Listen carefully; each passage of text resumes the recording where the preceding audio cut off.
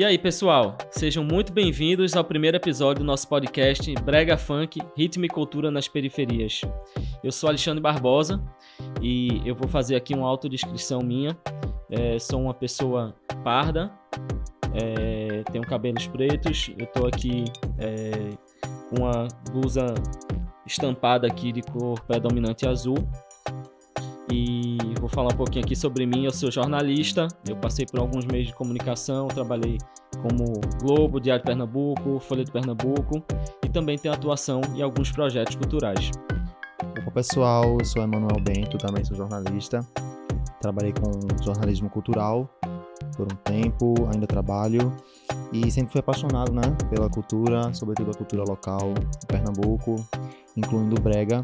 Eu sou branco, tenho cabelos castanhos, estou vestindo uma camisa branca. A gente tá aqui hoje para falar sobre um fenômeno, que é um fenômeno que é muito especial aqui pra gente, aqui do nosso país, Pernambuco, mas que também já vem conquistando outros públicos, vem ganhando aí o Brasil e até fora do país também, que é o brega funk. Isso, e antes de começar, a gente também queria falar um pouquinho do propósito do podcast, Ele tem fomento da Lei Paulo Gustavo, que foi um fomento federal para todo o Brasil. E nosso objetivo é explorar os diversos aspectos, desse movimento cultural, dando voz a todos que fazem parte, Seja um artista, na produção musical. Exatamente, Emanuel. Queremos abrir espaço aqui para as discussões, análises, reflexões, que é muito importante também, sobre como o brega funk tem moldado identidades e desafiado estereótipos, enquanto, claro, tem embalado muitas festas e amores por aí. Isso mesmo, Alexandre. Vamos nessa. Espero que todo mundo curta o episódio. E esse primeiro episódio aqui, ele tem o título de Origem e Evolução do Brega Funk, e a gente vai entender aí um pouquinho como tudo começou, como esse ritmo se transformou ao longo dos anos e qual a relação dele com a nossa cultura que nasceu aí nas periferias e ganhou o mundo. E agora, pessoal, vamos conhecer um pouco mais sobre o nosso convidado especial para esse primeiro episódio. A gente trouxe aqui para dar início a essa série o professor Tiago Soares, pesquisador, especialista em cultura pop, que dentre os seus estudos ele aborda a temática do brega funk. Ele tem se dedicado a entender as raízes desse fenômeno cultural e todas as suas implicações. Tiago, seja muito bem-vindo, é um prazer ter você aqui. Legal, gente, também queria agradecer. Acho que como o Alexandre falou, meu nome é Tiago Soares, eu sou professor lá na Universidade Federal de Pernambuco. Eu também aqui no momento de audiodescrição, eu sou uma pessoa parda, estou trajando roupa preta, uso óculos, assim. E lá na universidade, assim, eu coordeno um grupo de pesquisa em cultura pop, que acabou também investindo no debate, e no entendimento do fenômeno da música brega, assim, E aí eu lancei em 2017 um livro chamado Ninguém é Perfeito, a Vida é Assim, a música brega em Pernambuco, que foi o primeiro documento, assim, de registro, assim, acadêmico, de pesquisa sobre a música brega. E o último capítulo do meu livro, assim, foi a funkização do brega, que é como eu defino, assim, esse movimento, assim, do brega funk. Então, quer dizer, para mim é muito legal, assim, ver a universidade, nesses espaços, assim, de debate e de entendimento, assim, de alguns fenômenos que são aqui de Pernambuco e que muitas vezes a universidade sempre ficou meio longe, desses fenômenos. Exato. Então, eu acho que essa iniciativa de vocês trazerem o brega funk para a conversa, assim, através também desse viés da pesquisa que foi feita, que está em curso, tem muitas coisas sendo pesquisadas, assim. Então, eu acho muito legal e queria saudar vocês dois aqui também nessa empreitada. Bacana. Então, Tiago, você já falou aí um pouco como começou essa sua relação com o brega na academia, Mas ela vem um pouco de antes também na imprensa. E eu queria que você falasse um pouco sobre esse contexto do surgimento do brega funk mesmo, se você chegou a acompanhá-lo enquanto jornalista ou como já pesquisador na academia. Pois as duas coisas, Assim, antes de ser professor, assim, eu trabalhei como jornalista, Eu sou formado em jornalismo e trabalhei na Folha de Pernambuco. A Folha de Pernambuco Quando a gente olha a Folha hoje, né, ela talvez tenha entrado num circuito assim da imprensa um pouco mais mainstream, assim, digamos, né? Mas a Folha começou como um jornal bem popular, assim, Fomos né? companheiros lá, né, A gente foi Tiago? companheiro lá, Alexandre e todo, né? Assim, então é isso. A Folha, ela tinha um caráter bem popular, assim, Exatamente. de ênfase em esportes e tal. E eu fui editor de cultura, né, lá. Eu editava a revista da Folha, junto com Mirela Martins. A gente, né, tava nesse momento, assim. E a gente tinha um interesse em olhar para... Na verdade, era uma demanda do próprio veículo, né, assim, da gente olhar para a periferia, olhar para o fenômeno, e era a emergência do brega ali, assim, 2010, né, assim, né, então, assim, 2008, né, assim, a gente tava lá nesse movimento, assim, então, e aí eu acompanhei realmente, assim, um pouco o surgimento, né, assim, ou a ascensão do brega, nesse primeiro momento, no jornal, assim, né, na Folha. Eu confesso que eu fui muito mais seduzido pelo brega romântico, assim, pelas cantoras, né? É a época da ascensão da Michelle Mello, né? Da Paula Espinho, daquele movimento das cantoras de brega romântico, né? Assim, que originariam depois, assim, essa coisa da diva Que romântica, tinha um né? espaço enorme na televisão, Na nos programas de televisão, auditório. programas de auditório, então tinha todo um ecossistema midiático, assim, né? Que era muito alimentado pelo brega, né? Os programas de auditório, programas de rádio, né? Assim, também tinha tudo isso. Confesso que nesse primeiro momento o brega funk ele não aparecia, ele aparecia muito, ele aparecia sob a rubrica do funk, né? Que eu acho que também é um primeiro movimento também que é interessante, assim, né? É da gente olhar. Primeiro, se a gente pega, por exemplo, o Leozinho, né? Que é um dos precursores, assim, né? Do brega funk. Eles tocavam em bailes funk, né? Eu lembro muito do Ferroviário ali, que é junto do Geraldão ali, né?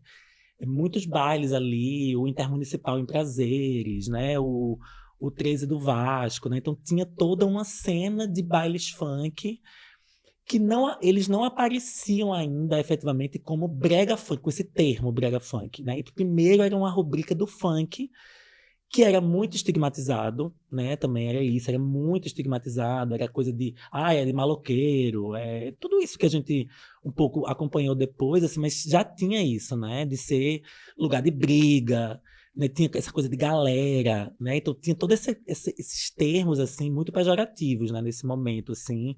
E aí, assim, eu fui acompanhando esse movimento, né, do Leozinho, dos bailes e tal, ao mesmo tempo olhando também para algumas bandas do brega. Porque olhando hoje, assim, se você pega, por exemplo, a banda Vício Louco, né, Pica-Pau Maluco, tinha toda uma construção ali, poética nas canções, que um teclado, Uhum. uma Umas batidinha, batidas, aquela né? batidinha, né, Do assim, pica-pau do ali. pica-pau, tananana, tananana, aquela Isso. coisinha assim. Quer dizer, tinha uma coisa ali que eu acho que não era também naquela época nominado de brega funk, mas bebia na fonte do humor, da brincadeira, do duplo sentido, né? Uma coisa do Vício Louco, que ele tinha o cantor e a cantora, né? Era uma dupla, né? Não era só a figura feminina, né? Exatamente, a Vício Louco, ela tinha essa pegada do Dedeço, né? Que eu acho que é um nome que é um pouco esquecido, inclusive. A gente não fala Verdade. muito dele. Quando a gente olha para a história do brega funk, né, aparece muito lá os MCs, que vêm dessa origem dos bailes, né, dos bailes funk de Recife.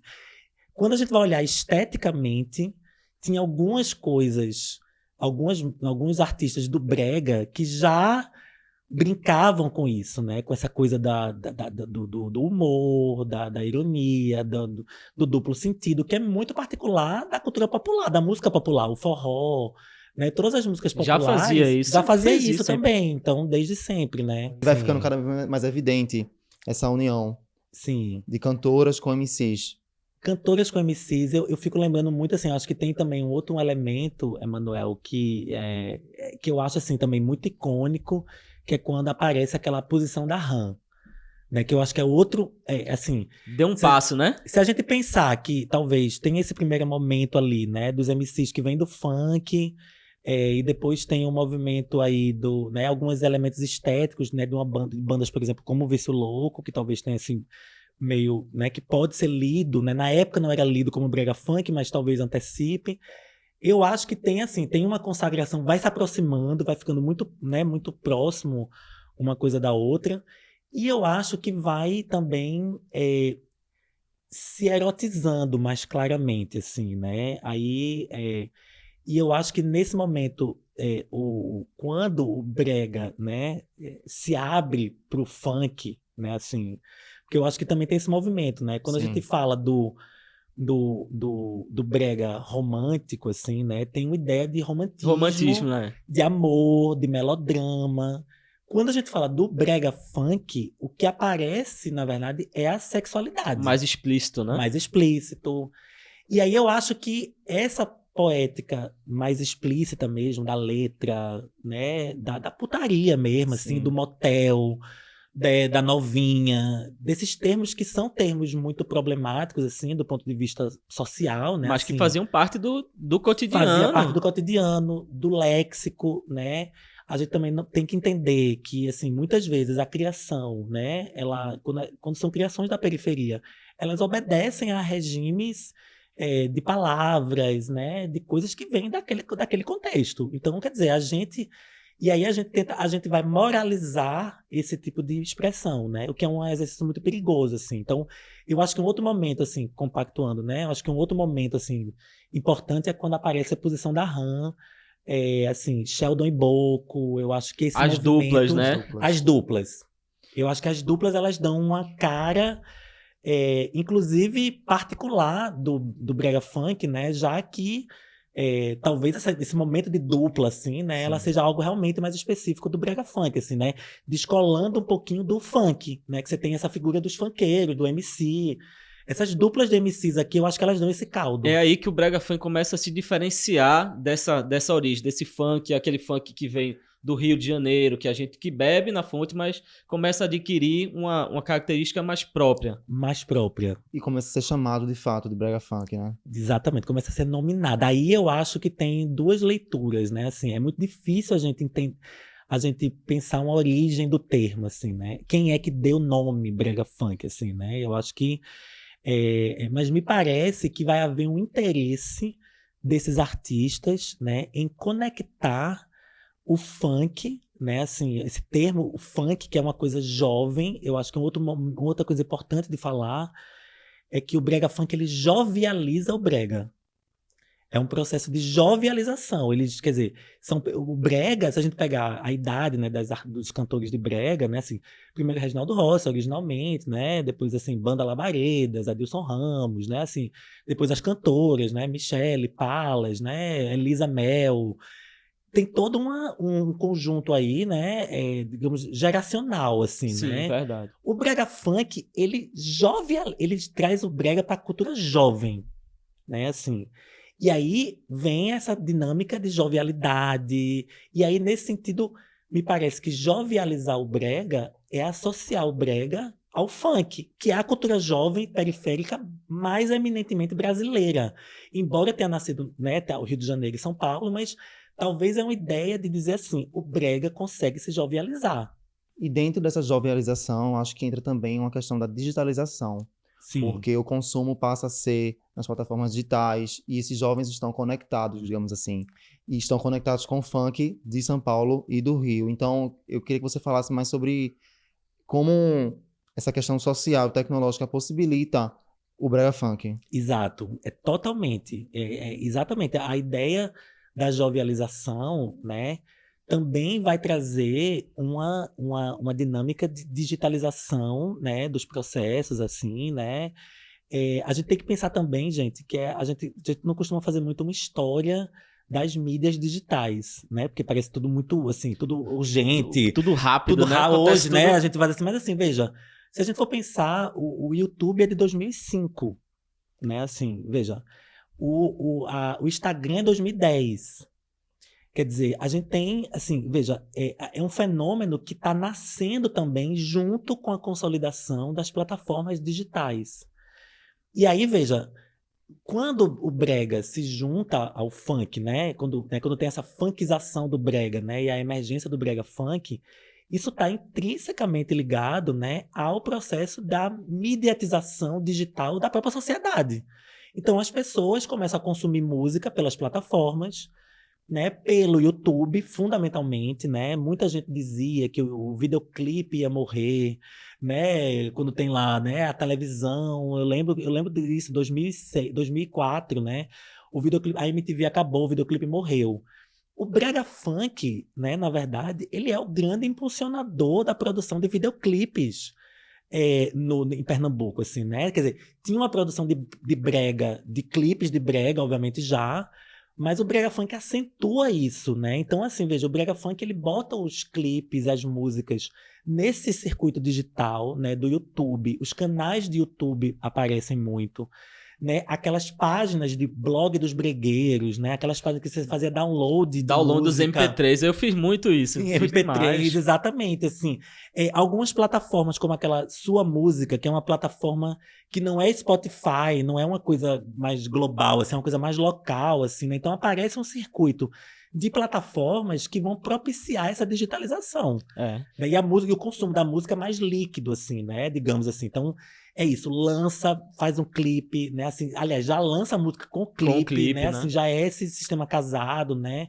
E depois vai entrar essa coisa de WhatsApp, né? Circulação de música e tal, que a gente tá vendo hoje ainda mais acentuado. Tinha a questão das carrocinhas dos CDs, né? Que tinha os CDs, não era o CD para tocar, era o CD com 1000 músicas de MP3, e aquilo ali você tinha um arsenal de músicas, aí você tinha pelo ritmo, e aí você tinha pela banda.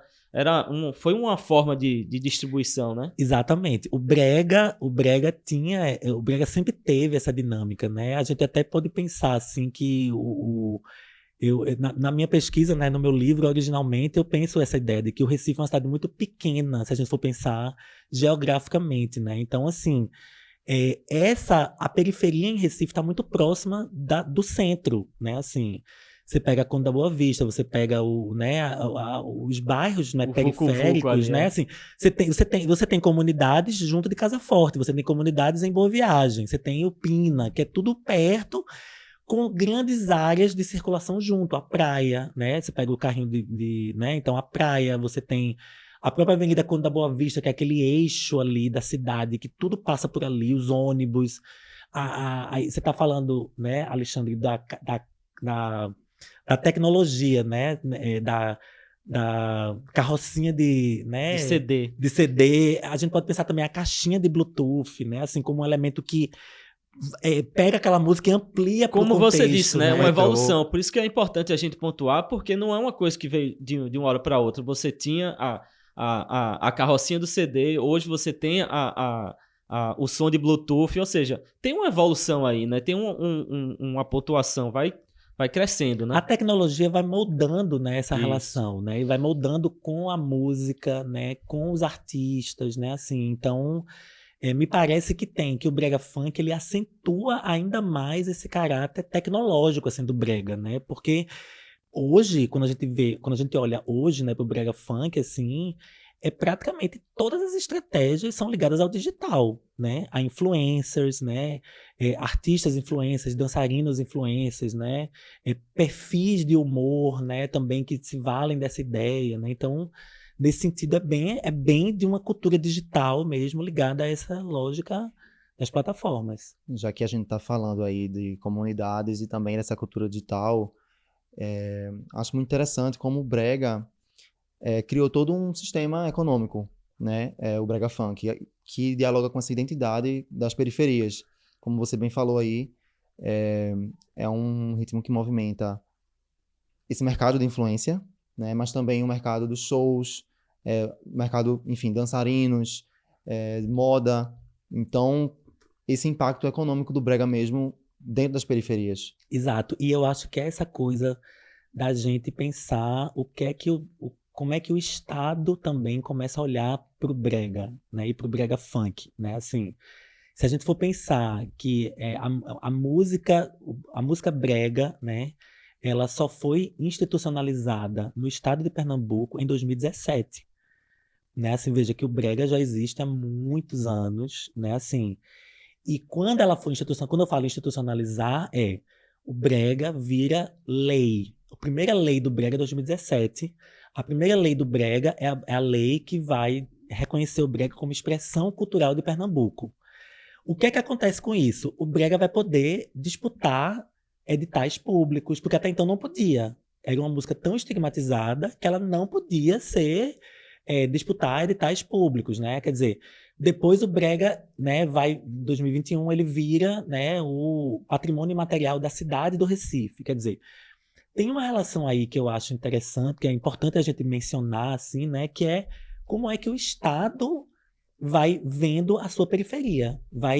Porque eu acho que tem uma discussão aí que vem junto com a tecnologia também, né, que é também assim, a música brega é uma música de muito estigma, né? Assim, porque é música de quem é da periferia, é música de pobre, é música de pessoas pretas, né?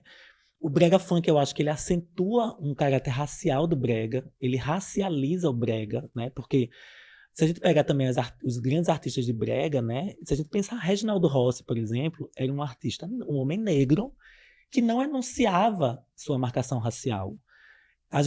Eu faço pesquisa assim, de entrevistas com o Reginaldo Rossi e ele não se enuncia como homem negro, embora, obviamente, fenotipicamente ele é uma pessoa, ele é um homem negro. Ele vem de uma história ali de tentar ser o Roberto Carlos naquela época, né? Então, para ele não era interessante isso, porque a sociedade não queria isso, né? Exato, é racismo mesmo, né? Assim, é racismo, e aí nesse sentido, veja, quando a gente pega o brega romântico, né, os artistas do brega romântico, assim, muitas delas são mulheres que são brancas ou mulheres pardas, que depois de algum letramento racial começam a se anunciar como mulheres negras. Mas veja, no brega funk é impossível você ver um Sheldon e dizer que esse Sheldon não é uma pessoa preta.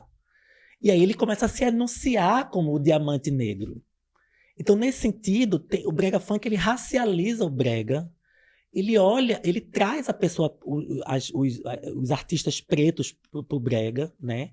Sejam mulheres e homens também, né? Assim, MCs, mas dançarinas, né? Enfim, então tem uma racialização e tem também uma acentuação do estigma do brega funk, que é o brega funk vai ser os artistas de brega funk, dançarinos de passinho, vão ser expulsos de praças públicas porque estão dançando, porque estão fazendo arruaça, né, no Recife Antigo. Então a polícia vai coagir a expressão dessas pessoas e tal. Então, quer dizer, eu acho que um elemento muito importante para a gente pensar o brega funk, assim, e a relação do brega funk com o Estado é exatamente como é que o Estado, e pensando na polícia, né, olha para esses artistas, né? Mas você acha que a relação do Estado, do poder público, com o brega funk tem mudado? Eu acho que tem mudado significativamente. Se a gente for olhar, né? Eu lembro, assim, fazendo pesquisa também, eu lembro do episódio lá da expulsão do Troinha do São João de Caruaru, né? Que teve, ele foi pro palco e aí expulsaram, ele não pôde subir ao palco. Lembro do episódio de Shevchenko é Louco sendo expulsos de uma festa privada, né? Assim, porque era maloqueiro, né? Assim, e aí, veja, a gente vê mais recentemente, né, assim, o Anderson Neif, né, assim, cantando no palco do Marco Zero, né, assim, quer dizer, se a gente for olhar historicamente para como o Estado ia enxergando os artistas do brega funk, né, tirando eles ali de cena, e o quanto ele está consagrado hoje, isso é muito importante. Tem um outro elemento que eu acho importante, é quando o brega, né, quando houve a lei do brega. E eu apurando isso na minha pesquisa, quando eu lancei o livro em 2017, exatamente no ano da Lei do Brega. Quem pautou a Lei do Brega, né, foi o deputado. Ai, gente. Edilson Silva. Edilson Silva, exatamente, do PSOL. E eu conversava muito com o Edilson, assim, eu fazendo pesquisa e conversando com ele, e eu participei daquelas assembleias públicas lá, para dizer que o brega era cultura, né, assim, dizer coisas óbvias, mas que tem que ser ditas, né, assim, quando vai virar lei. Mas uma das conversas muito grandes era assim, que brega o Estado vai apoiar? Importante, né? E aí tinha uma coisa que era assim, o primeiro grupo que mais foi acolhido pelo Estado foi o brega romântico. Inclusive, tinha muitos debates que era assim, não bota brega funk porque as pessoas vão dizer que o Estado está financiando sexualização de criança, está financiando pedofilia. Então, veja, isso, gente, não foi há muito tempo, isso foi 2018. A primeira experiência do Brega em Pernambuco, assim, né, de palco público do Brega, foi no Festival do Inverno de Garanhuns, as amigas do Brega, teve uma noite do Brega lá. E eu lembro claramente de um debate, assim, de bastidores, que era o medo que o Estado tinha de apoiar o Brega e ser lido como apoiando uma música que é depravada, que é moralmente, né, assim e tal.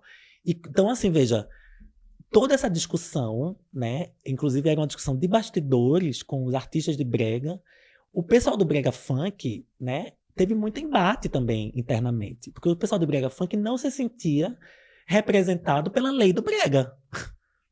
Então, assim, quer dizer, é tanto estigma que tem com o Brega Funk, na verdade, que aí é a minha suspeita, né? Assim, eu acho que o Brega Funk precisou se capilarizar nas redes sociais para ser visto como um ativo político junto aos políticos formais. Pronto, eu estava aqui me preparando para falar isso, assim, porque houve essa mudança a partir do momento em que o campo político vê interesse naquilo ali, de que aquilo ali não vai me prejudicar politicamente, pelo contrário, ele vai me trazer um prestígio, vai trazer o que na política é o voto, né? Exatamente. Eu acho que nesse sentido, é por isso que conecta, Emanuel, com o que você estava falando, da ideia da tecnologia, das redes sociais e tal, porque me parece que os artistas de Brega Funk, eles não vão pelas lógicas formais, digamos, do Estado, assim, né? Eles não foram agraciados. Quando o Estado olhou para o Brega Funk foi excluído. Quem gozou do prestígio foram os artistas de Brega. Priscila Senna, né? O pessoal, Michele Mello, todos eles viraram grandes expoentes. Partir para um outro patamar, né? Para outro patamar, inclusive. Começaram a ganhar cachês altos, porque o cachê no poder público é muito mais alto do que numa festa privada. Então, veja, tem toda uma coisa econômica que o pessoal do Brega romântico começou a trabalhar, né? Assim, começou a gozar do prestígio realmente, e o Brega Funk é afastado. O Brega Funk, ele entra no radar da política a partir da sua presença digital, do número que eles davam de popularidade, do seu poder de influência, né?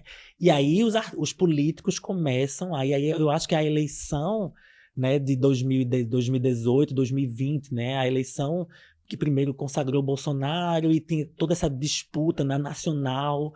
Depois, quando veio a eleição municipal, logo em seguida, né, assim, 2020, eu acho que aquela eleição é decisiva para a entrada para é uma eleição muito digital. Quer dizer, a eleição de 2018 de Bolsonaro, eu acho que ela já é uma eleição que o digital entra, porque entra o WhatsApp, entra fake news, entra toda essa dinâmica, né? Então, assim, isso se acentua em 2020 e vai se acentuando cada vez mais. Então, os políticos começaram a ter que se associar com influenciadores, com músicos, com artistas, para ter esse capital digital, digamos, né, assim, mais acentuado. Então, eu acho que é nesse sentido que os políticos começam a se associar.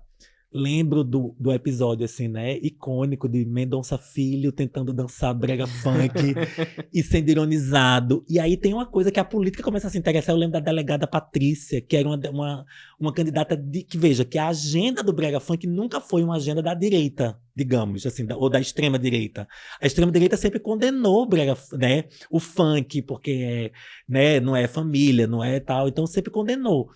De repente, aqui em Pernambuco, a deputada, né, delegada Patrícia, né, deputada não, gente, delegada Patrícia, já tô aqui, mas a delegada Patrícia, ela vai usar do brega funk. Eu fiquei chocado quando eu vi aquilo, pesquisando, assim, né, olhando pelo fenômeno. Eu disse, gente, é uma loucura isso, assim, como é que pode? Mas é isso, né, aqui em Pernambuco, ela vê o potencial do brega funk. E aí começa toda uma associação de cantores de brega com políticos. Marília Reis, aí o PT começa a olhar. E aí o PSB, que eu acho que hoje aqui está com 2, 3, 4, 5 pés afundados na relação com o brega funk, né? João Campos e tal, Pedro Campos, todo esse. Então, assim, eles olham, então eles conseguem perceber isso, né? Que é uma maneira deles, fazerem uma conexão com as periferias, né? Porque é onde que são... tem um volume grande de pessoas e para eles é o quê? O que eles olham é o voto, né? Exatamente. Então, veja, o capital que o brega funk mobilizou foi um capital que tem a ver com a mídia. Então, nesse sentido, não é a dinâmica, o Estado ou a política olhou para eles, né, por esse viés de popularidade, de capilaridade na periferia, de entrar, né, nesses perfis de humor, né, Recife Ordinário, Brega Bregoso e tal, e Amarelinho, vários desses perfis, né, todos. Então, essa relação do Brega Funk com a política é que dá esse caldo. Tem todo esse potencial eleitoral, né? Mas indo para política pública mesmo, política cultural, você acha que ainda existe o que avançar? Porque, por exemplo, estava lendo um dia desses e gente falando que transformou minha vida um produtor musical, falando como foi transformador quando ele ganhou o seu primeiro notebook pelo Estado, pelo governo do Estado, na época do Eduardo Campos, né? Ele Sim. começou a sua relação com a produção musical com o computador, por exemplo. Então, como uma política cultural poderia atuar com os jovens da periferia? Exato. Nesse sentido, aí tem dois, acho que tem a gente precisa fazer um recuo histórico, né, assim, do quanto o brega funk popularizou também o estado de Pernambuco, né, primeiro. Quer dizer, ao mesmo tempo que o Estado deu computadores, né, deu tablets, né, teve toda essa coisa, teve toda uma iconização da farda do Estado de Pernambuco, né? Então veja como o brega funk devolveu capital para o Estado, assim, né? Então tinha eu lembro do desafio, né, Só da Tu, que foi quando criou-se um fenômeno, assim, a camisa do Estado de Pernambuco, do governo, né, assim, das escolas, da educação, né, ela virou um ícone, assim, né? Então, veja, tem um recuo aí de que o Estado, de fato, digitalizou, né, as bases, assim, né, populares, através das escolas e tal, e permitiu que alguns desses estudantes, né, e tal, conseguissem ter acesso, né, também a essa dinâmica. Esse é um elemento que eu acho que é incontornável, assim, mas eu acho que tem uma outra coisa que talvez a gente pensar um pouco nessa coisa de como o Estado incorpora, né, essa lógica, é um desafio da própria, como é que se faz política pública para a periferia, que eu acho que é um desafio, assim, enorme, assim. Veja, fazer edital para a periferia, né, quer dizer, tem também outro movimento aí, assim. Um primeiro movimento a sociedade muitas vezes acha que o brega o brega e o brega funk já gozam de uma popularidade que eles não precisam do Estado.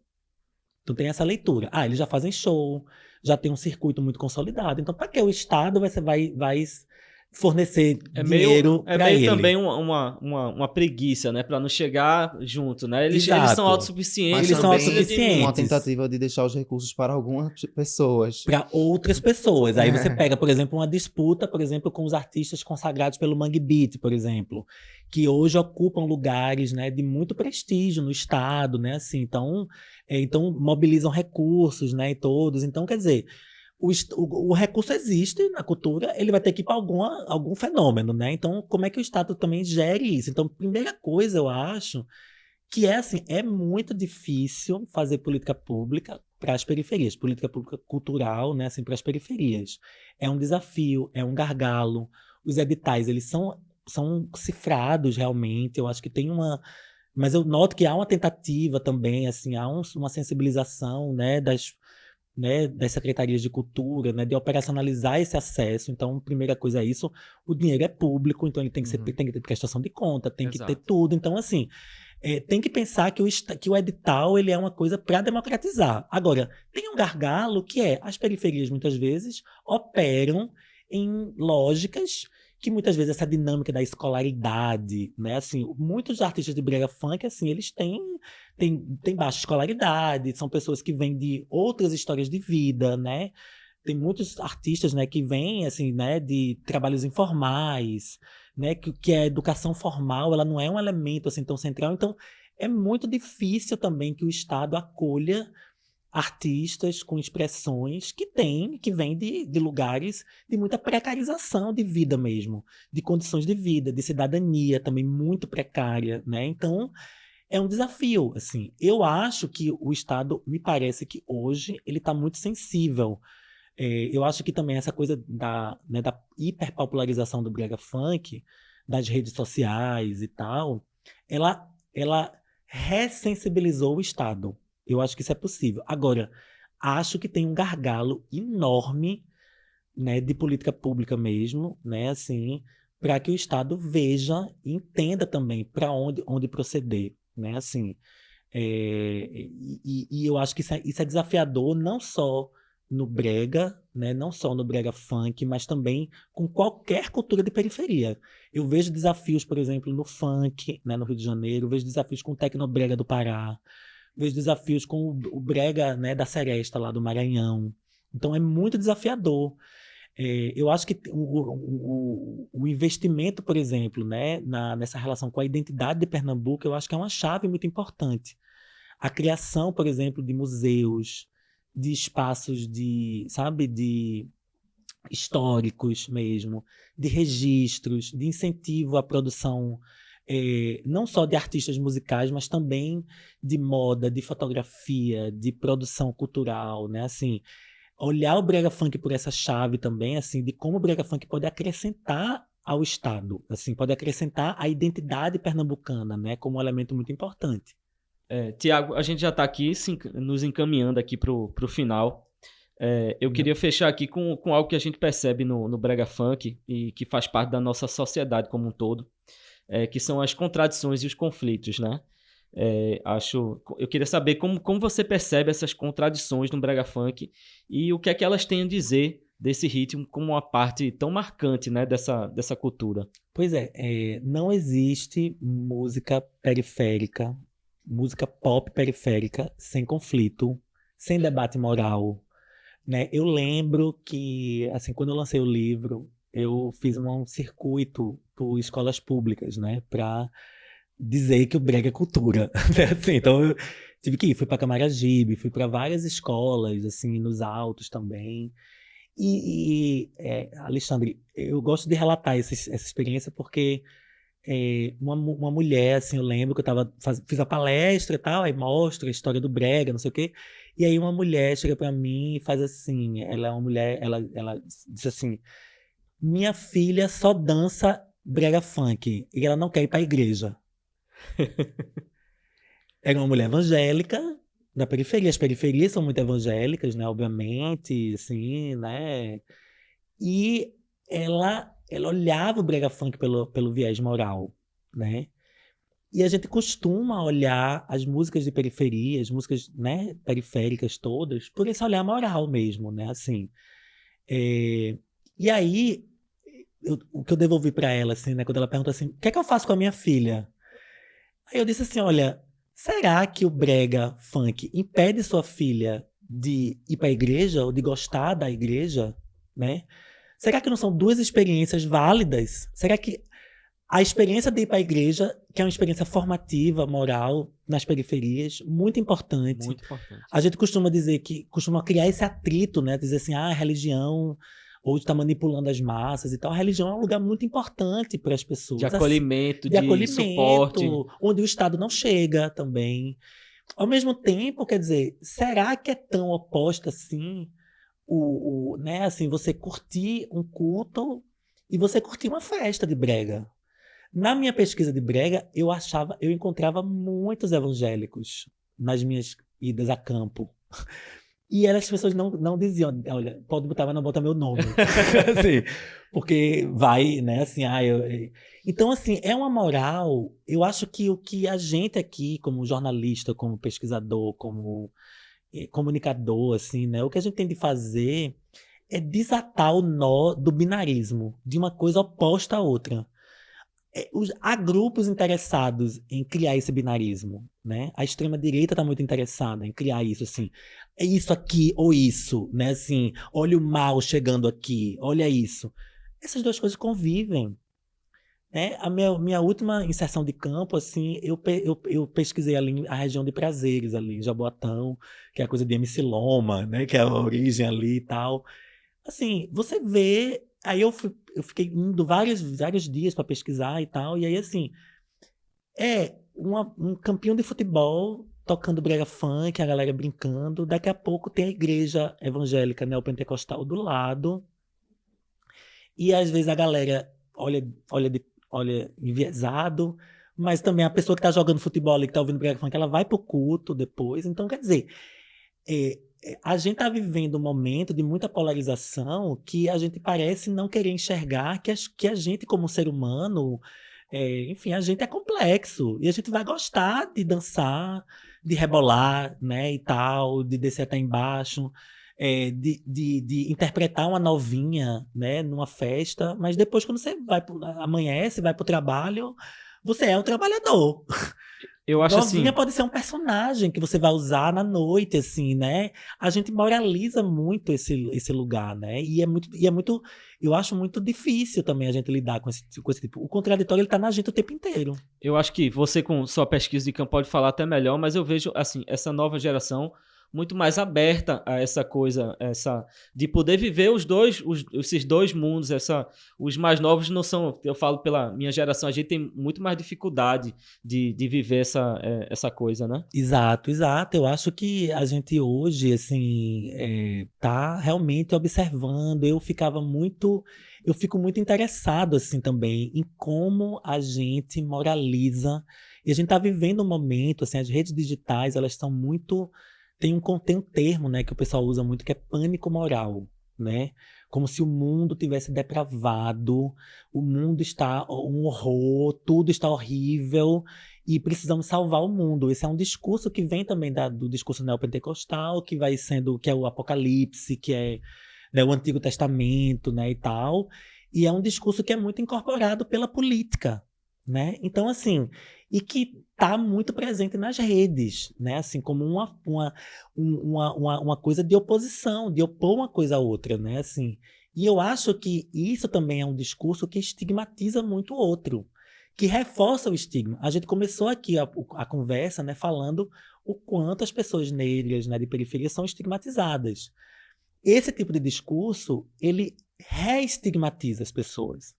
Porque não basta também você só ser negro, né? Você é também uma pessoa de periferia, você dança desse jeito, você começa a criar Várias camadas camadas, né? de estereótipo, de estigmatização, que vai criando um afastamento completo, assim, para a gente poder lidar com esse fenômeno, né? Assim, e Pernambuco é um estado que sempre olhou de maneira muito enviesada para a periferia. Se a gente pega culturalmente Pernambuco, assim, né, a tradição do Gilberto Freire, a tradição de Ariano Suassuna, tinha sempre uma mediação Uma cultura elitizada. elitizada. Por exemplo, o armorial é o popular olhado pela intelectualidade. O que a gente está vendo, se a gente pega até o Mangue Beat, ele é o popular, mas ele tem também um floreio ali, né? Se associa com o rap, né? Tem o Renato L, que faz um manifesto, então tem toda uma coisa meio ligada às vanguardas. Universitários. Universitário, né? O Mangue Beat foi feito na universidade também, assim, com pessoas da periferia, obviamente, mas lá. O Brega Funk nunca precisou de universidade. A gente é que vai atrás deles. Então, assim, nunca precisou, eles sempre foram. É a periferia sem mediação, né? Assim, então, veja. E aí, as camadas de estigma vão se avolumando sobre eles, cada vez mais. A gente tá falando de estigma, da dificuldade com o Estado e tudo mais, mas qual seria o grande desafio do Brega Funk, por exemplo, para se consolidar enquanto uma indústria musical mesmo? Digo, por exemplo, o funk também sofre um estigma, mas o funk, ele é nacional. Como é que o Brega Funk poderia alcançar mais novos espaços, entende? Pois é, eu vou citar agora a sua pesquisa, Emanuel, que foi uma pesquisa aqui na universidade, né? Sobre que a gente, inclusive, publicou um texto, né? Chamado Nacionalização do Brega Funk, né? Assim, que a gente olha também para essa ideia de que, veja, o Brega Funk 2018 é um ano central para o Brega Funk, né? É um ano que ele se nacionaliza, o Pedro Sampaio vem aqui, e aí olha para, né, bota aquelas, né, MC Loma, bomba com as gêmeas de lacração, com envolvimento, né, assim, o Condzilla, que era o grande canal, né, ali olha também para o fenômeno, né, assim, e a gente achou que o Brega Funk ia nacionalizar, né, assim, é, a minha questão é, será que o Brega Funk precisa se nacionalizar? Eu acho que a gente pode muito, em geral, né, jornalistas, acadêmicos, todos nós queremos essa ideia da nacionalização. Eu cada vez mais fico convencido de que assim, essas coisas convivem também. Os circuitos locais e regionais, eles são fundamentais também, assim, para fazer movimentos. E eu acho que, às vezes, tem alguns circuitos que são tão fortes, tem algumas marcações que são tão regionalizadas, que elas talvez, não estou dizendo aqui, talvez, não estou dizendo que o Brega Funk não consegue, né, assim, mas talvez o próprio mercado local e a própria dinâmica estética, né, de Pernambuco aqui aprisione o Brega Funk, assim. Quando eu digo aprisione, é no sentido, assim, de que fornece já todos os elementos, Assim assim. como o brega romântico é há muitos anos. Como é muitos anos. Por exemplo, quando o Brega... E aí, veja, tem um movimento que eu acho interessante também, né? Quando o Brega Funk se nacionalizou, ele virou funk. Porque o funk já é o elemento mais capilarizado no Brasil. Então, talvez tenha que haver história mesmo. Veja, um fenômeno isolado, ele não é parte de uma dinâmica histórica. Ele precisa ser reiterado. Então, nesse sentido, veja, o Brega Funk, eu acho que ele se diluiu no funk, se diluiu no pop. Você pega, Pablo Vittar fez, né? Pablo Vittar, Pedro Sampaio, todos eles fizeram música de Brega Funk, Luísa Sonza. Os elementos fizeram. estão lá, né? Estão lá, eles se apropriaram, e aí depois aquilo virou pop, aquilo virou funk, aquilo virou o brega romântico, né? Quando se nacionaliza, vira meio sertanejo, né? É uma crítica que é muito feita também, né? A Priscila Senna, será que a música de brega que ela faz é brega ou é sertanejo, né? Assim, quer dizer, eu acho que tem uns elementos aí que quando eles se nacionalizam, né? Eles acabam um pouco perdendo a sua grande característica, que é ser de Pernambuco, né? Assim, e aí, talvez a questão será que o Brega Funk precisa se nacionalizar, precisa se globalizar tanto assim, né? Será que ele não é um fenômeno realmente tão importante para Pernambuco, que talvez o Estado tenha que olhar mais para ele, tenha que incentivar mais ele e tudo, né? Eu acho que faz muito sentido isso dessa cena local se dialogar muito com a nacional, porque às vezes um brega funk estoura no TikTok, por exemplo, mas não sai muito daquele ambiente, as pessoas não sabem quem é o Anderson Neif, mas a música dele tá sempre viral no Brasil todo, no Sim. TikTok. Mas de toda forma, sua fala reitera como o brega funk tá tão aprofundado na nossa cultura, na nossa identidade cultural. Exato. E também uma coisa também, Emanuel, da gente pensar também que uma coisa quando explode, assim, no TikTok, né, assim, no fenômeno, que as próprias redes também, a gente tem aquela ideia de que a rede é uma coisa global. Então entrou na internet, entrou no mundo. Entrou no mundo. Mas as redes também são profundamente territoriais, né? O circuito que consome algum tipo de música também, ele tá digital, ele tá disponível para todo mundo, mas a territorialização da mídia, mesmo do TikTok, mesmo no Spotify, mesmo na coisa, ela tem a ver com os hábitos culturais, com a dinâmica, né, que você São as tem bolhas, ali. né? São as bolhas. Pelo que o próprio algoritmo, ele alimenta isso, né? Exatamente. Então, às vezes a gente tem uma ilusão de que tem uma coisa global assim acontecendo, quando na verdade o próprio algoritmo, a própria lógica das redes, ela também constrói essas redes internas ali que são profundamente territorializadas. Faz parte, né? Faz parte. Desse sistema, né? Tiago, a gente tá chegando aqui ao fim. Manuel tem mais alguma questão aí para colocar para Tiago? Acho que é isso, né? A gente falou como surgiu, como é que se desenvolveu, como é que ganhou nova dimensão aí através das redes sociais, das plataformas digitais. Falou um pouco sobre a política cultural, a relação com o Estado. Deu para dar uma boa passeada aí pelo tema. Verdade. Tudo que a gente conversou aqui, né, oferece assim uma perspectiva muito rica, né, sobre como o brega funk faz parte dessa nossa cultura, né? E eu quero agradecer aqui, Tiago, por você ter aceitado nosso convite, ter vindo conversar aqui com a gente, colocar todo o teu conhecimento, como a gente estava conversando, né? Tudo tem uma origem, tudo está conectado, então é importante a gente saber de onde está nascendo para a gente ir explicando os fenômenos, porque eles não surgem do nada, né? Exato. Eu queria parabenizar vocês também assim com a iniciativa, né? Assim, eu recentemente tive também lá em Brasília, né? Assim, falando no Congresso Nacional. Eu vi o seu vídeo, achei lindo. Pois é, assim, porque isso é uma coisa em curso, né? Assim, vocês estão fazendo esse trabalho agora, mas quer dizer, quando eu falo que eu fui para Brasília foi justamente porque está havendo um processo de nacionalização da lei do brega, né, de reconhecimento do brega como uma expressão brasileira, né, assim, que tem muitas cenas também, né, tem a cena de Pernambuco, tem a cena do brega do Pará, tem a cena de brega no Maranhão, então, quer dizer, o brega, ele é uma expressão, quer dizer, aqui em Pernambuco, ele ganhou uma cara específica, né, com esses artistas e tal, mas ele também é um fenômeno nacional também, com outros elementos. E aí está em curso também uma série de novas leis, regimentos, políticas, né, também, que estão assim, mostrando também o brega né, como uma forma nacional. Então, nesse sentido, eu acho que a gente conversar sobre brega funk, é também a gente desestigmatizar essa expressão musical, essas pessoas, né, as periferias, né? Então, nesse sentido, eu acho que a gente tem que pensar o imaginário da gente tem que ser democratizado também, de incluir pessoas negras, pessoas que são chamadas de maloqueiras, né? Nesse imaginário mesmo, assim, né? Quer dizer, deshierarquizar o nosso imaginário, democratizar o nosso imaginário, colocar essas pessoas como legítimas criadoras de conteúdo, de cultura, né, para o estado de Pernambuco.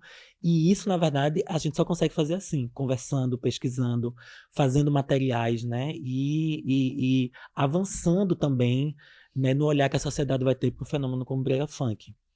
É isso, obrigado, Tiago. E a gente quer saber também de quem assistiu esse episódio, a gente quer ouvir a opinião de vocês que está escutando. E também compartilhe suas experiências com o brega funk, como é que esse ritmo fez parte da vida de vocês. E também sobre o que acharam do episódio. Boa, Emanuel.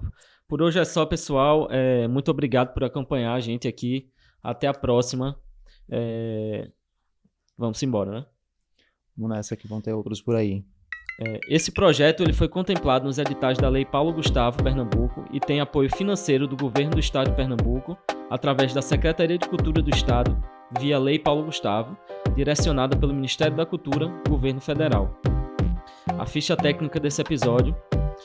Esse podcast tem roteiro, apresentação e produção de Alexandre Barbosa e Emanuel Bento, gravado e editado em Offbox Estúdio Criativa, marketing digital, design visual e acessibilidade por Alexandre Barbosa, trilha sonora Antônio Pinheiro, realização Digicult.